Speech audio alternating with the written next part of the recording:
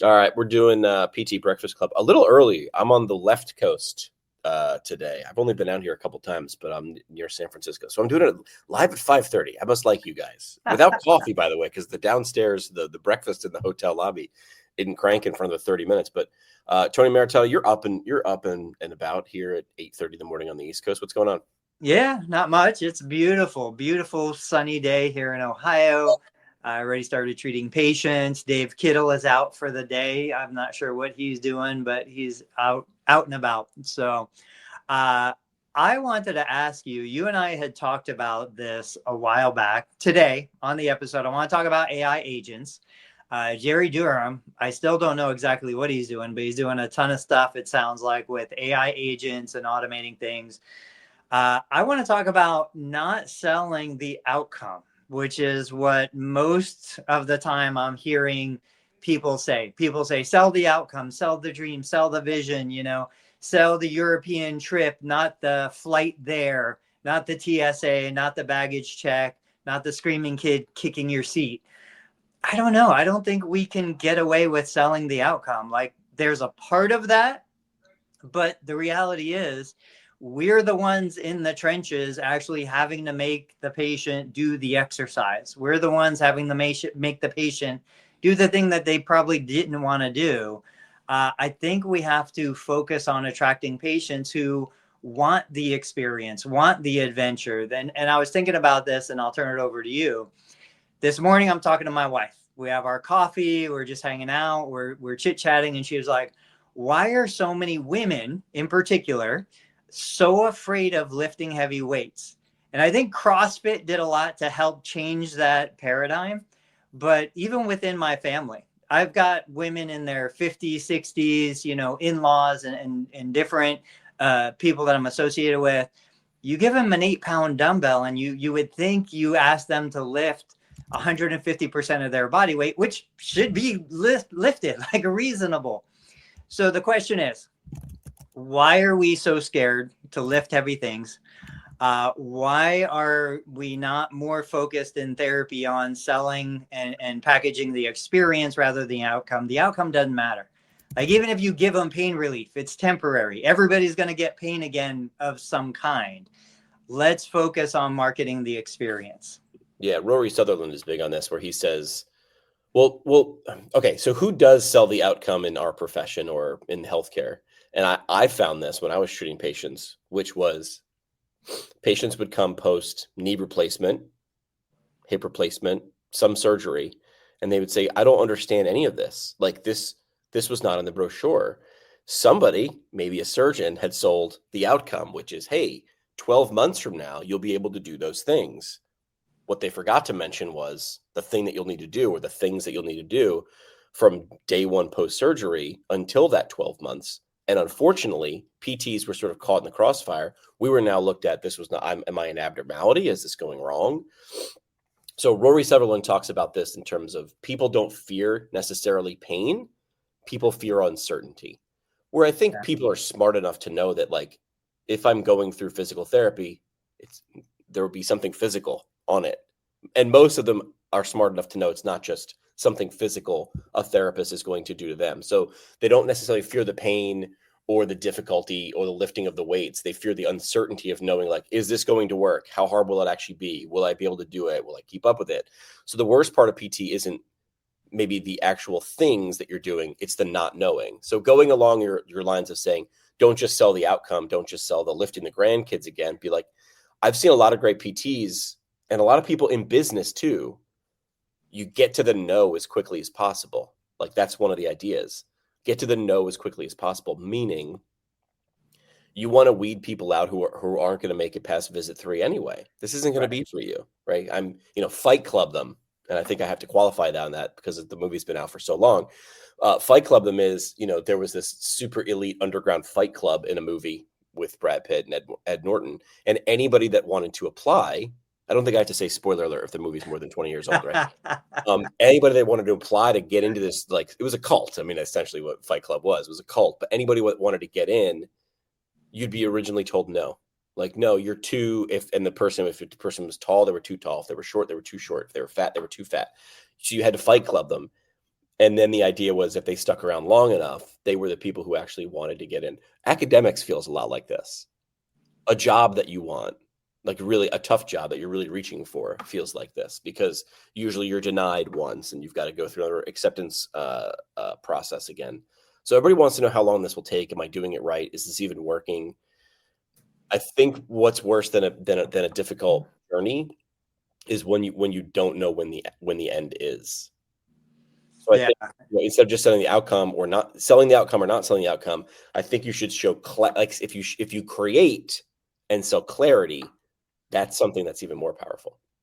So I was just working with a patient 10 minutes ago, and we were talking about some painful areas on his body. And he was saying, man, this thing is just not getting better. And I was like, I mean, it might never get, quote, better. And I said, air quotes, better, because I'm like, it's one of those things that there are degenerative changes. There's other stuff that absolutely we can't change.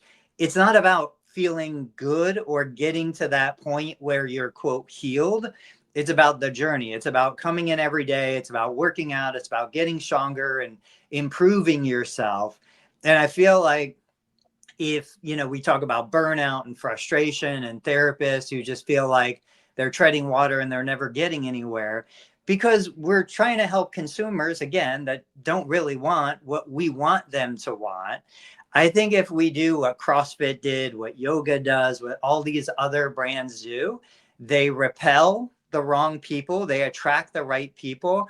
You did a triathlon, right? You did the was it the Ironman? Yeah. So that takes a very special kind of human wanting to achieve a special kind of thing. And it wasn't just about, how you placed, it was about the experience of doing it. It was. I feel like we need to figure out for ourselves, okay, what do I deliver? For me, I don't deliver pain relief. Pain relief is a lucky thing that might happen, because even if we achieve pain relief today, I don't have pain relief tomorrow. Like, there's no guarantee. I want to achieve, for me, education, information, empowerment. I want you to feel good doing hard things. And I want people coming to me that want that experience. And so that's what I try to convey in my messaging. That's what I try and convey in my ads and my social media. It's not about achieving pain relief. It's about doing more things with the same pain, maybe even with more pain. Like, pain is just a part of life. We can't be void of pain forever.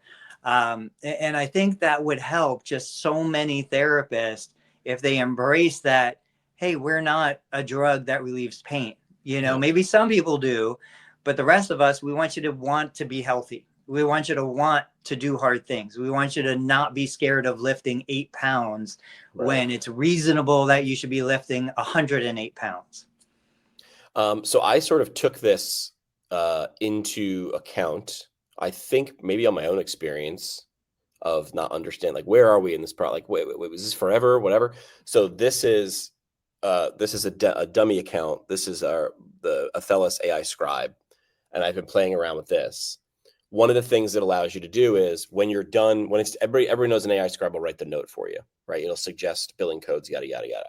What I like about this one too is it'll create an email for the patient and the referring provider. But then I can go in and zhuzh up. How do I write? Number one, at no point will any email I send say, I hope this email finds you well. Like, I literally wrote that. If that comes out, that is, I've been kidnapped, by the way. Like, that's if I've been kidnapped, I will give you a proof of life and it'll say, I hope this finds you well. Blink 3 times if you're not okay. So I literally put that in the prompt. Do not say cliches like, I hope this email finds you well. But it might be hard to see here, but it says, based on similar cases, I'd say you're currently at about 60% of your normal status. With our plan, we aim to get you as close to 100 and dancing without issues. This was like a mock patient who hurt herself dancing. But I think if you set the expectation early, they understand, like, okay, I'm going to buckle up, or okay, like we're almost towards the end. If I just finish this thing, I'll get a little bit more out of it. Both of those things are clarity. They're setting you up for at least being okay with or understanding, not even being okay, understanding what happens next. And I was on a big kick for a while there, like what I think the reason for communication is the reason for communicating isn't to have communicated. Like the reason for going to the gym isn't to have gone to the gym. It's to elicit a change, right? I know that going to the gym and doing whatever I do isn't going to be the whole thing, but it's going to elicit a small change and then change over time. Well, the goal of communication is to achieve understanding, right? So I give this example too, which is like I could be the most efficient third grade teacher ever. I could save school districts so much money. I'll teach the entire third grade curriculum in like 3 weeks. That's it. I could blow, dude. I've read the third grade curriculum. There's not a whole, it hasn't changed since I was in school, right? So I could rip through that whole third grade curriculum in 3 weeks. Now I will have a bunch of third graders staring at me very confused because I went way too fast, because if the goal is just blow through the curriculum, that's easy. I could read out loud and blow through it. But if the goal is to make sure third graders go from not understanding to understanding, that's different. So understanding what the goal is. I think what you're talking about is shifting the goal of what we're actually being able to provide, which is the journey. And if you don't like this, I can't, like, you're going to hate it. I'm really sorry. Don't step in here. Don't start. And we met those people on initial evals where you're like, this person isn't sticking. You know that, but you go through it anyway.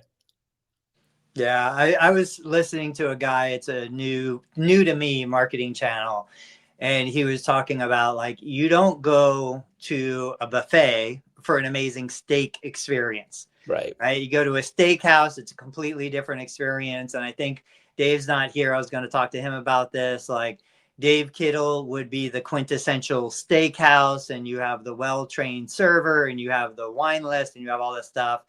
And then my kids love Golden Corral. You go to a Golden Corral and for $15 or whatever it is, you've got 1,000 options in the dessert bar, and they go straight for that. None of the food is amazing, but you're not there for amazing food. You're there for a wide experience of different foods. And the same thing within what we do. If you look at most physical therapy websites, it's more reflective of Golden Corral than it is of a high-end steakhouse. Oh, they want anybody and everybody. Right? Yeah, like everything is on the menu. Everything is being offered. None of it is going to be amazing, but it's all going to be relatively good enough. But I go back to so many of our listeners, people that are paying attention to this show, you deliver that steakhouse experience, fine dining, like that's what you want. But I don't know that it's really conveyed to the right people. And then the real killer is the person who wants to deliver the fine dining experience at a buffet style price. Yeah. And you can't burn that candle from both ends. I was just thinking that. And then hold on. There's one more level. There's the people who want to deliver so there's the people who are or want to deliver the steakhouse feeling, Smith and Walensky, in either a Smith and Walensky setting. Those people are fine. Those people are not in Facebook groups pitching. They understand who they are, what they deliver. And if they're not finding the people that want to buy it, they're either selling the wrong thing in the wrong place or they're not good at it, right? The person is like, I am a high performance physical therapist. I'm not going to work with elite athletes. And enough athletes show up and go, no, for whatever reason, right? And those people wash out. The funny part comes in when the people who are delivering or attracting buffet style customers yell at the large PT chains for being mills. That's the funny part, right?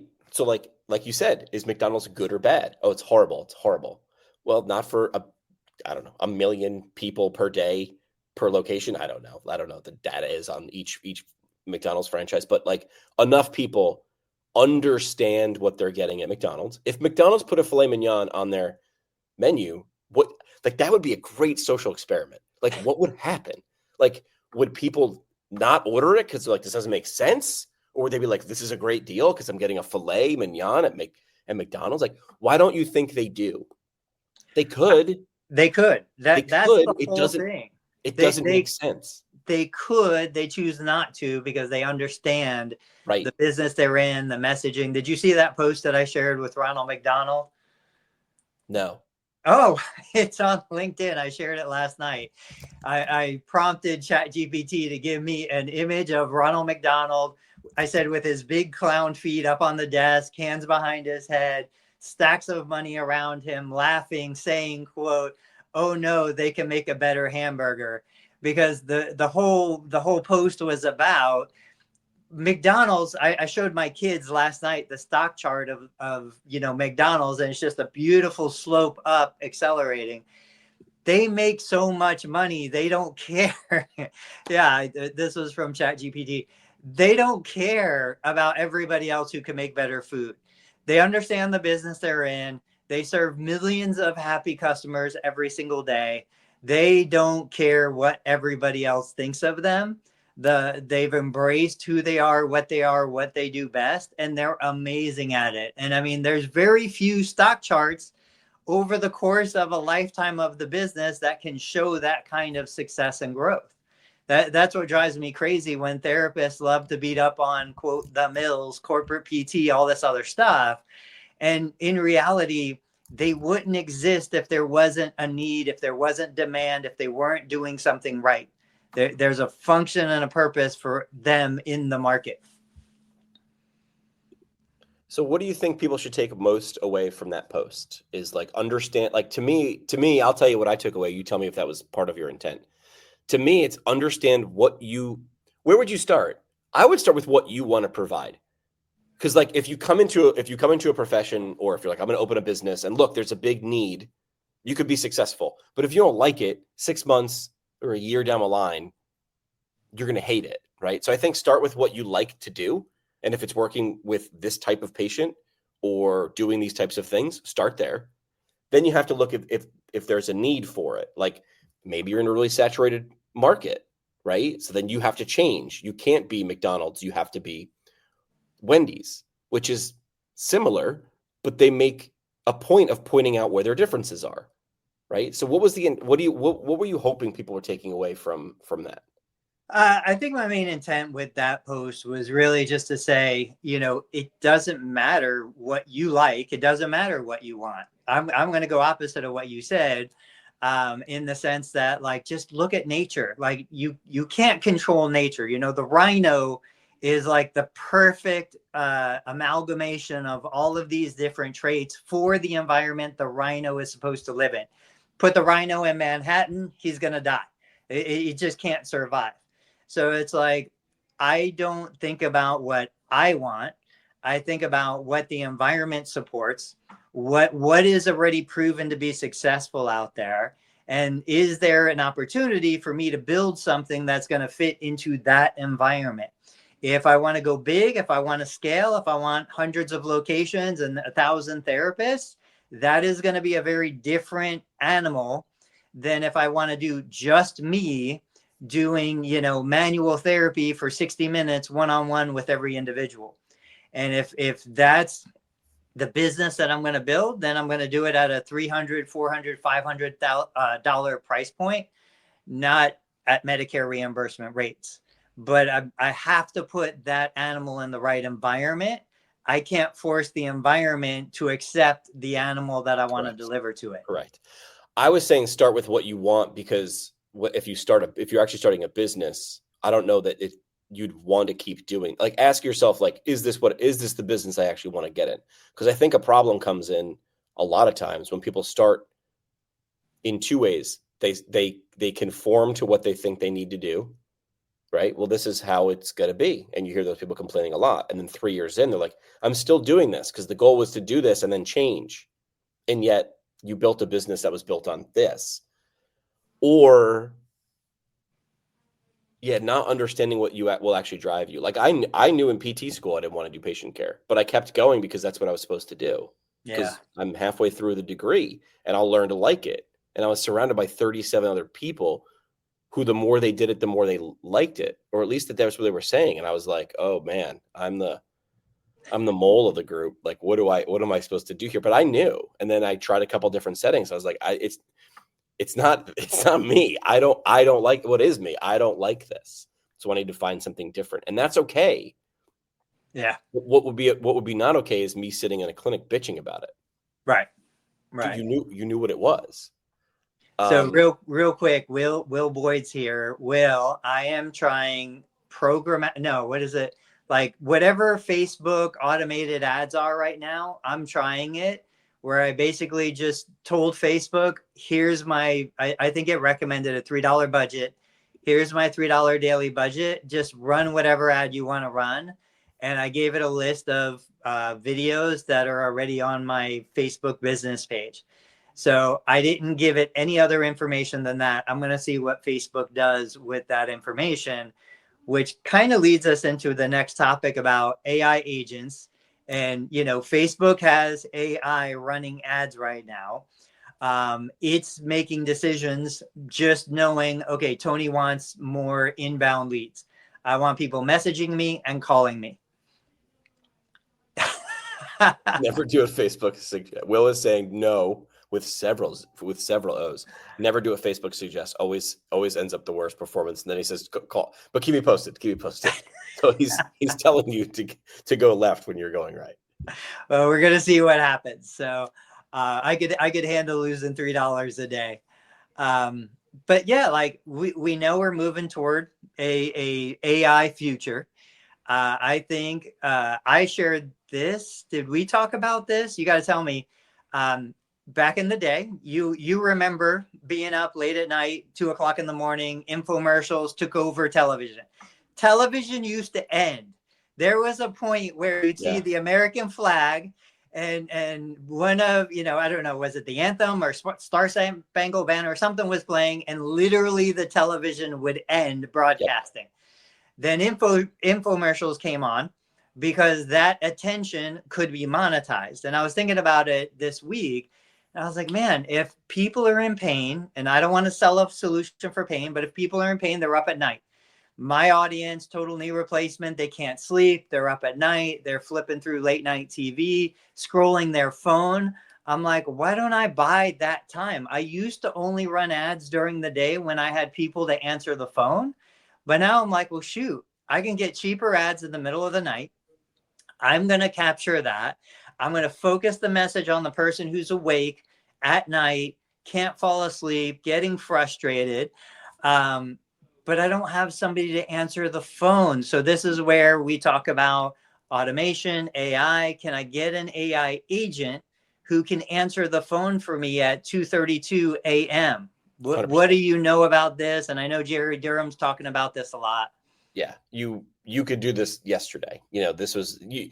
I feel like we knew this. Like when you called Delta or whatever, like you knew that this was happening, right? We weren't planning on doing this, but do you want to test one out? Sure. All right. So I'm opening myself. While you're getting that ready, you know, my understanding it was, what do I do? Thank you for calling Parabella. This is Sophia. How can I help you today? Yeah, I was doing karaoke last night and I fell off the stage and I need a physical therapy appointment. Okay, just to make sure, you're looking to book at Parabella Palo Alto, right? Yeah.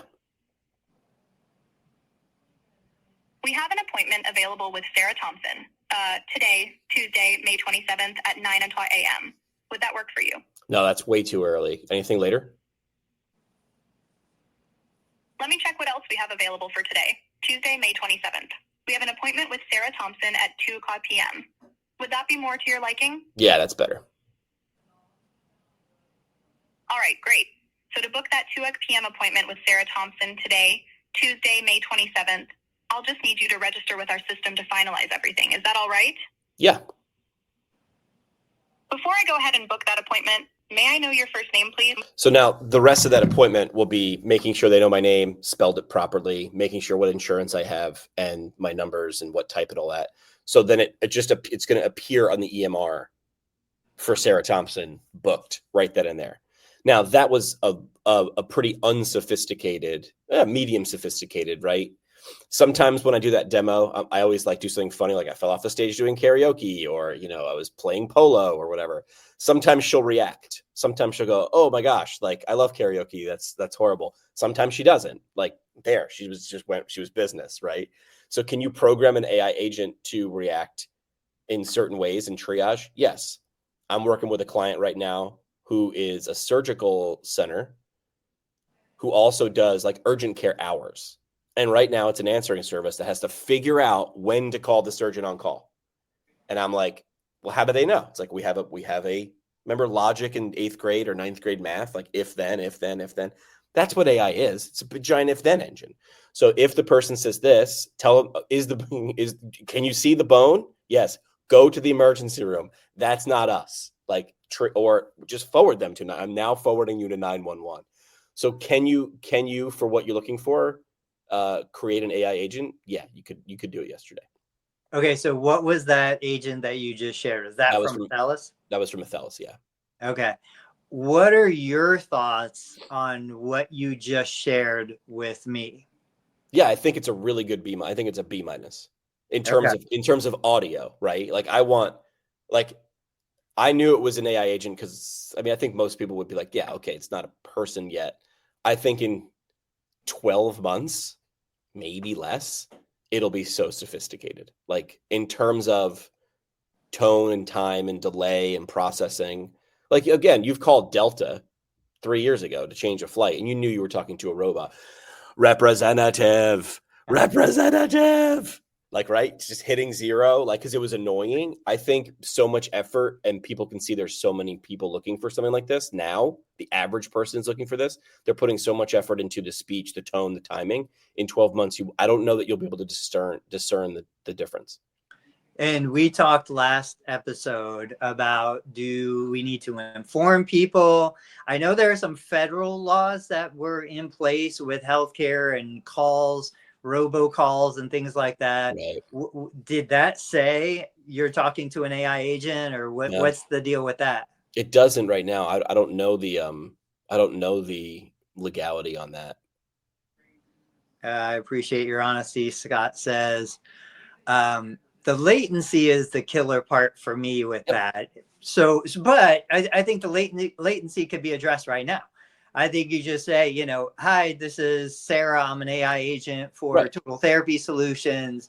I just wanted to let you know that there's going to be a slight delay while I process what you say, just so the person on the phone understands why. Because the very first time that happened in that call, I was like, did we get cut off? Are we on mute? Like, what happened there? And it takes me a couple times to realize, oh, this is just latency. It's just taking longer. It's like, still, I think I use Waze or Google Maps in the car, and it gives me the turn just a half a second too late. Like, I want it just a little bit earlier. I want that response just a little quicker, or tell me, I'm processing what you're saying. Give me just a moment and then give me the information, But like you said, months, in months, it's going to be amazing. Right. What other kind of uses do you see for something like that? Yeah, there's some insurance companies require that if you're going to do if you're going to work a certain denial, you've got to do it by phone, or it's faster by phone. But then they'll put you on hold for an hour. What does that mean? So like if I get a denial on my claim as a provider, you might have to, there's certain situations, or it's been elevated to the point where you have to call to actually work to get paid for that denial. So you could use an AI agent to now make the call. So like, I think in my mind, that's where my head went, which was it's a catcher. It's going to handle things. It's going to catch and block and route and understand, take your information and put it into an EMR. Well, I don't have the video pulled up now. We have a demo of an AI agent calling a representative from an insurance company and saying, I'm here to work this, there was a problem with this claim being paid. And you can tell the person on the other end probably knows that they're talking to an AI agent and is sort of giving her, and let's use a pronoun, I just said her, using the AI agent a little bit of, like, well, what's the date of service? I don't have the date of service, but I have the total. So it knew, like, well, in lack of this, I have this. So it has access to all that information, and it's able to say, in lieu of this, do this. If this, then that. So it's able to make the phone call. And I think the layup things too would be a phone call or a text message when someone has an appointment or has to take a turn. Make sure you give that person the text message, a reminder of their appointment in time and on time. So Scott brings up an interesting topic that we kind of talked about on a different topic. Scott says AI agents need a bit more empathy to improve engagement. My question is, and I think it's when I was talking about, is an AI right now ready to, generate my entire plan of care based on my clinical information that I provide? When Scott says that, I think what Scott is comparing is his level of empathy and engagement to the AI. But what about the level of empathy and engagement across the entire profession? Like if we have 200 plus thousand licensed therapists in the profession, is the level of empathy with AI right now higher Average. than the average, equal to, below? I know a lot of angry, frustrated, just hateful physical therapists in the profession right now. I know a lot of angry, hateful, like unhappy front desk people right now.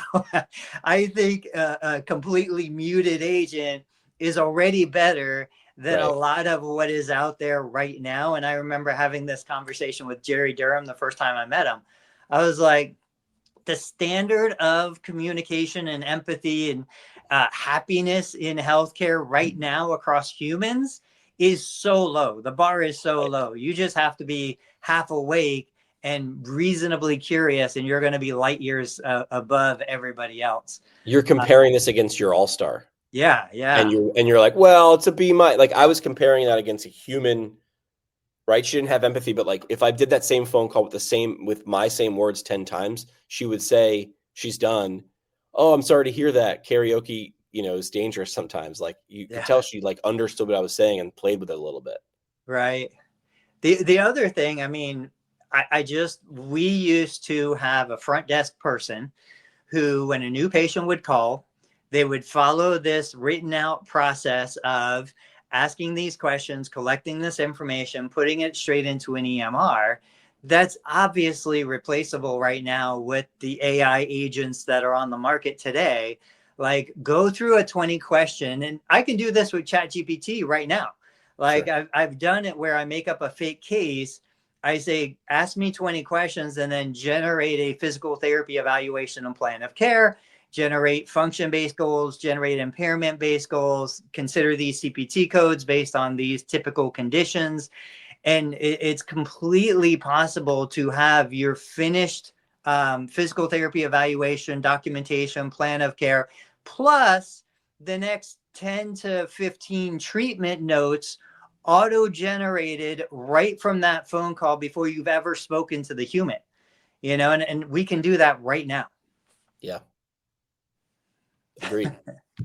So the funny part was, did you see the video that I had recorded in response to your question and the response and the comments in that Facebook group? Tell me about it. I don't know. So I was just pointing out how like people are quick to defend because now the question feels pointed at them. Like, do we now have something like my mom worked for the New York State Toll Authority for years. Okay. And when they started putting Easy Pass in, I couldn't figure out why she was so pissed. Because I was like, this is great. Like, I don't think stop. Like, look at the traffic jams. Yeah. Dude, Memorial Day weekend, you knew every 30 miles on the New York State Thruway was going to jam up again because everybody had to get out their nickels and throw it in a basket or hand over dollars. And it's just like multiply that times 100,000 cars and it's chaos. Now we don't like then you had to slow down to 30 to get counted. And now you don't even have to slow down. It's like, you don't even, oh, is that a toll barrier? I wasn't even sure. Yeah. And she was so angry. And I didn't understand why. I was like, this is great. And then I understood it. Is she was looking 3 or 4 steps ahead and saying, well, if they don't need us there, where else won't they need us? And where else won't they need us? But no, what I do is special. You need me to do this, right? So I think a lot of the therapists were in that Facebook group who were writing comments were feeling a little bit like they're taking it personally. They were getting defensive. Of course not, because I am special and I have special this and I have special that, and you couldn't possibly know what I know. So is this the trait of the entrepreneur? Because, the entrepreneur in me from the beginning, first time I ever read E-Myth Revisited, everything was about putting myself out of business, putting myself out of a job, putting myself out of business, replacing myself either with other humans or technology. Like my entire 50 years of life has been, how do I replace myself with something else? Whereas I can certainly see a person feeling threatened, their identity feeling threatened. I would hope that that person would recognize that it's just insecurity and kind of get past it. What did your mom end up doing? Was that the point that she said, okay, I'm going to retire and I'm out of the workforce? Did she pivot into something else? She knew that this was her last job, but I think she was looking around. She's like, I got, there's kids who are 25 years old who work here, but I'll take a more modern approach. To me, I did the morning announcements in 6th grade. That's all I wanted to do. I was like, I don't know what this is, but I like it. Then went to school for communications, internships at radio stations, worked at radio stations, big ones, small ones, didn't matter. I was driving home. Now I'm 28 years old and I'm running 2 radio stations. Like 11-year-old me would look at 28-year-old me and be like, holy cow, we made it. Like that was my version of getting drafted by the Yankees and playing first base for the Yankees, right? Which was my second choice. That was my second choice. Running radio stations was my first. And I'm driving home with my and kids. We didn't call it an iPhone 1. We just called it the iPhone because we didn't think there would be a 2. We're like, this is revolutionary, right? I'm driving home from the radio station one day at 7:00 at night, and I plugged my iPhone into the aux cord, and someone had texted me a link, and I tapped it, and I was listening to KROQ LA while I was in Pennsylvania, and it was crappy. The signal was crappy, and it was buffering. Kids, there used to be this thing called buffering. Essentially just like the internet wasn't working right. And I was listening to a radio station in Los Angeles while I was in Pennsylvania. And I was like, and I literally did the math. And I was like, I'm out. Like, I cannot compete with this. I could have hung on in radio for another 10 years. So I could have went from 28, I could have went to 38. But I was like, I don't like where this was going. Here's why. Because there were other things. People were simulcasting. So you'd have like a morning show in Dallas would be in Ohio, Florida, Seattle, LA. So you had simulcasting, right? So you were able to do that. You had voice tracking. Like I was on the radio in Northeast Pennsylvania 7 days a week. I wasn't at the radio station 7 days a week. I was recording that, right? And I was recording a lot of that one-on-one. Like that was only being used once in that moment. Like I knew I was recording for Tuesday at 3:00 in the morning, right? And then it was burned. But I was still like, this isn't a place where people scale. So I was looking at that. The minute I heard KROQ in Pennsylvania, I'm out. Went to go to law school, hated it. Went to go to business school, didn't hate it, didn't love it.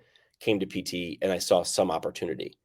But that's my point, which is like, so to answer your question, yeah, I think it is part of your personality and my personality, which is like, we're doing the math 6 or 7 steps ahead. And you're like, nope. I either had to own the radio station at that point, because even though I would sell that, actually, I wouldn't want to own that for very long. Or I need to be somewhere else where I can create something different. Because what I saw right then and there at 28, I'm not going to be doing this at 38. And I wasn't. And a lot of people who looked at me were like, dude, but you have the dream job. They were excited too, because a lot of guys were like, well, Jimmy leaves, I can move up. I just move up one level on the ladder.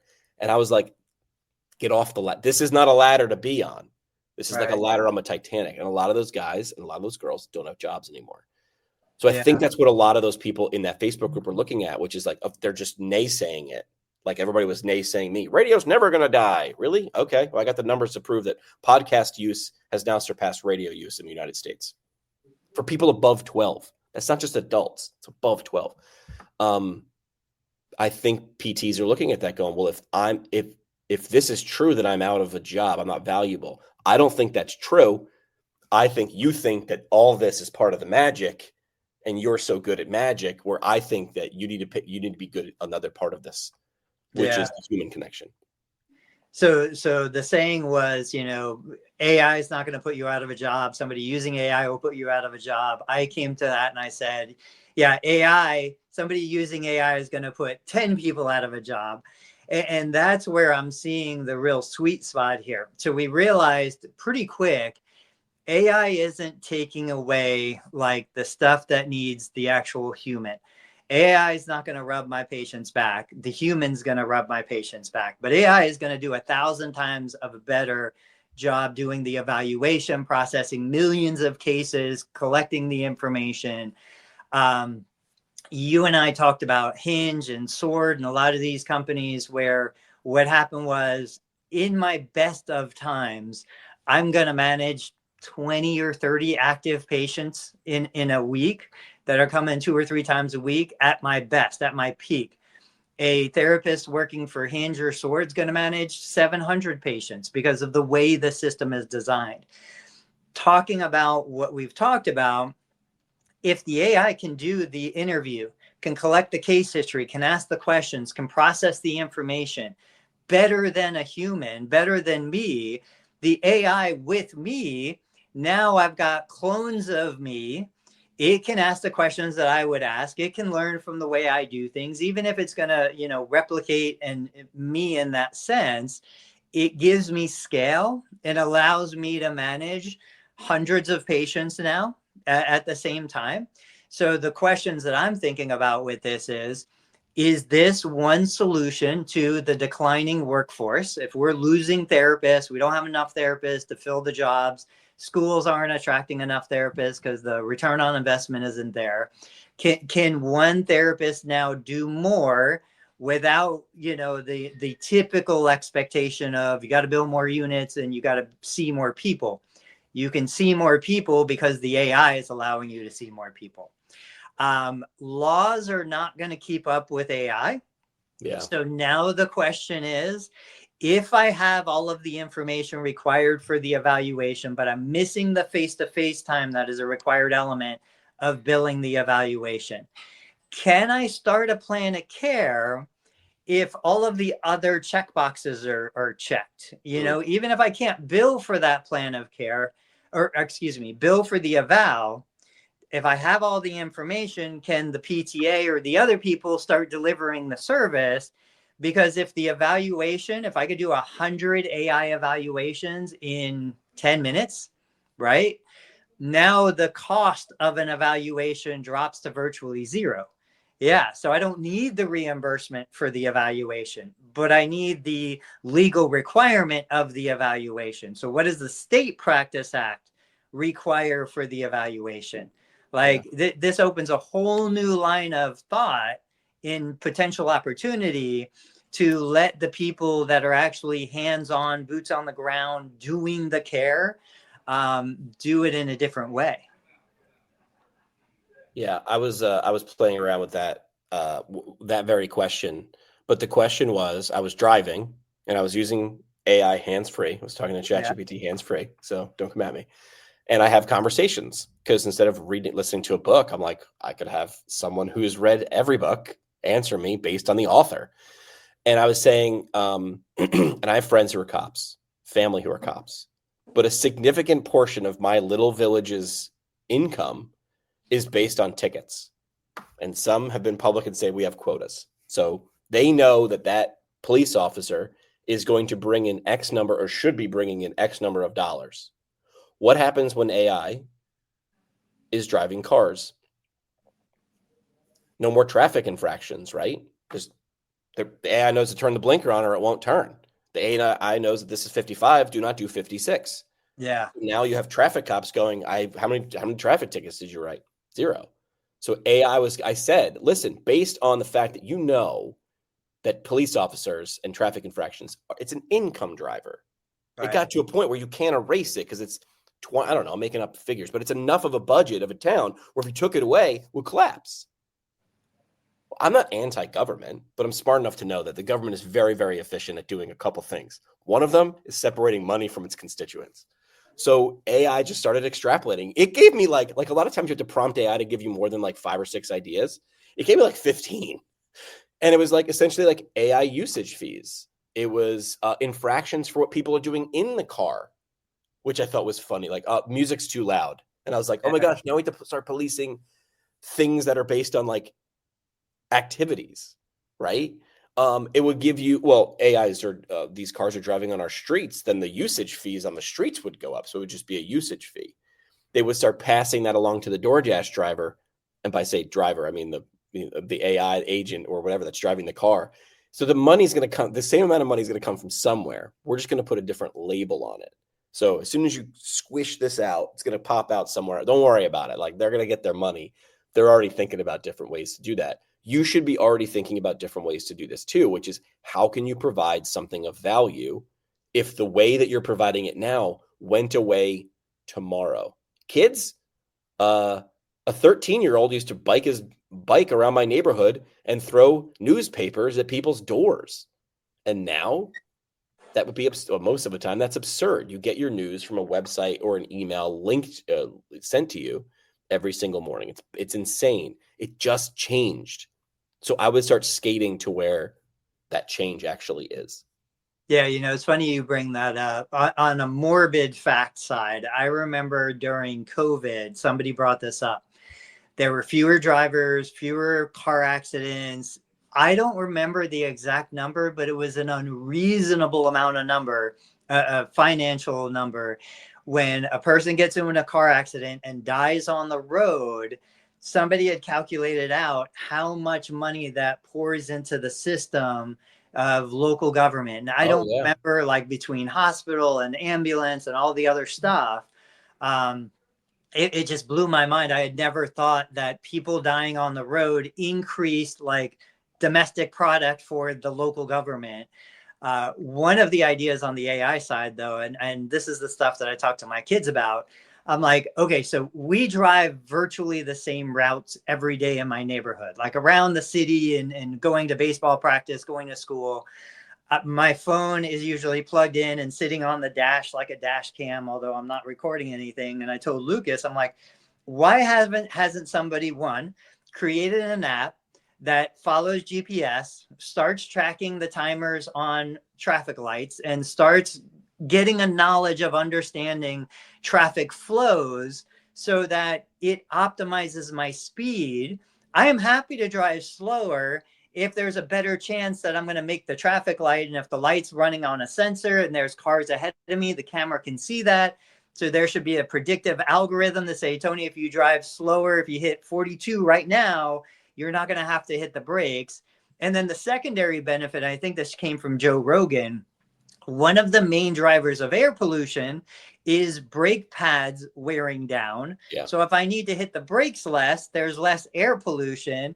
If, better economy of scale and I save gas. And I'm like, I don't think that app exists. Why doesn't this app exist out in the wild?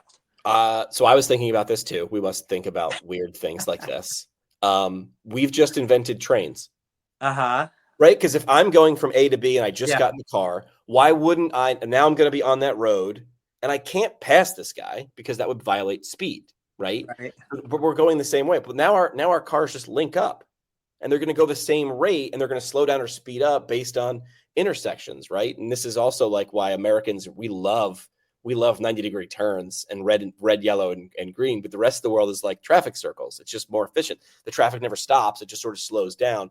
But we love our ways. So like I see the types of roads changing and how those things are monitored. Because if two of us are coming towards a collision, right? If we're coming at 90 degrees to each other, we don't have to stop anymore because the AI will be like, okay, I got it. I'm going to go. Because I couldn't communicate to Tony if I'm driving next to him. Unless I just do this, honk, honk, honk, honk, honk. Like honks just sound negative, right? Like that doesn't say anything unless I'm tapping it out Morse code. So, but now those cars can talk to each other and say, okay, we're going to keep this track because the purpose is to be the most efficient. Right now, the purpose of roads is just be a road, and everyone has to follow this ridiculous set of rules. I have friends who came from Asia, and they're like, we thought we were a very neat and orderly society, but American driving is like, woo, like you guys have rules. And if you violate one of those rules, trust me, the other drivers are going to tell you those rules are going to have to go. They're going to start to go away or from the humans won't have to understand those rules as much. I remember reading a book when I was in elementary school. This is in the 80s and looking at a car design where the front passengers, the parents, their seats swiveled backwards and they were playing a board game with their kids. Like that's not far away, right? We're watching a movie or playing a board game, whatever, turning around. Why do you have to look forwards? Like, will Dave's got a 1-year-old, right? Will Dave's 1-year-old have a driver's license? Yeah. Do you need a license to sit in a car and have something else drive? I don't think you will. So we're thinking 3 or 4 or 5 or 10 steps ahead. I think healthcare providers have a big upside, but you have, like, I give that monkey bar analogy. The only way to get ahead on the monkey bars, right? You got to reach forward big, see the future. You got to let go. You have to let go of some things. And some of those things are tied to your identity, where I think that's where the hesitancy is. Yeah, because we have a couple young pilots in the family. These guys are just getting out of college. They're just getting into, they've got their private, I don't even know what it is, but they can fly a private plane. They can't fly a commercial plane yet. And I'm talking to them like, guys, I don't understand this. If you're in a cockpit, you're looking at monitors basically all around you. Why is there a human pilot when there's all these laws and rules and restrictions against how much you can fly, when you can fly? Why not just put a person in front of a computer that looks just like a cockpit and let anyone from anywhere fly the plane? And they were like, I think part of it is the passengers want a human that if he dies or if we die, he dies. Right. But when you look at those single passenger autonomous flights that are going like San Francisco and some of these places, none of them have pilots. Like, you get in this thing, it lifts you and flies you across the river or wherever you're going. It's happening now? Yeah, right now, right now, these are fully autonomous passenger flights. I think it's 1 to 4 people. I just watched the big interview with 4 of the main companies that are doing this. They've got redundancy and all of this other stuff. People don't think of it like an airplane. So I think they're more willing to do it. Plus, they're in tech hubs. So the people there are just, they already have autonomous driving. They already have taxis that are driving them with no human. So it's just, these are the early adopters. Did you hear how, you're familiar with Waymo, right? Yeah. Waymo's the driverless car company. Yeah. Did you hear what they did when they were going to do a beta test in, I forget what city, probably somewhere, I'm out in California, we're out in California. What? The first thing they did, it's a brilliant PR move. They understood the problem. They had the Waymo cars driving around without anybody in them for 6 months. Okay. Because they were going to ask these people, that person here, to eventually get in them and ride in them. So they let them watch them from afar. If you were going to have your kid pet a dog, for the kid had never seen a dog, I don't think you'd run your kid right up to the dog. Right. Maybe you would, and maybe that kid would have a fear of dogs. I think the smart people would let the kid watch the dog from across the room. First time, like, you can't understand what it's like to see a dog for the first time when you've seen a dog your entire life. You have the curse of knowledge. But looking at a 3-year-old, it's hairy, and I've seen dogs on TV, but Bluey does not look like that because Bluey is a cartoon, right? But seeing it in real life is also real different. So Waymo was smart enough to say, we're going to let these cars just drive around town and be there. And of course, you believe me, when you drive next to a car with the steering wheel on the other side, you notice. Notice. That's wait, because it's pattern interruption. It's a purple cow. It's 1 2 1 2. Wait a minute, 2 1. That doesn't make any sense. So people were noticing these driverless cars for months, and then they started taking passengers, and it was less of a leap. Right? A leap from what we know to what is completely new is a giant leap. They made the leap smaller, and people, it went smoother. I bet you if they did that beta test in a different town and went from we're legally allowed to take drivers and riders and we're taking riders, there would have been a lot more of this friction. I would actually love if they could A/B test that, because I think that would be a great way to prove the concept. But I saw that on 60 Minutes or something and thought it was brilliant. Yeah. So let's wrap up the show. Let's bring it full circle. When we were talking about cars and turning cars effectively into a virtual train with virtual connections, it reminded me, I had mentioned nature earlier, like how we have leafcutter ants at the Cincinnati Zoo, and you see these leafcutter ants just going in like synchronicity. How do we bring some of these concepts back into patient care? I think going from in-person straight to telehealth is too big of a leap for a lot of people. So that's where you start to introduce telehealth. Even from the respect of, okay, I send the human physical therapist assistant to the house and I'm there through the phone. And then eventually I start to step back from the phone until I'm not even, or the human is not there as much, and we initiate the calls.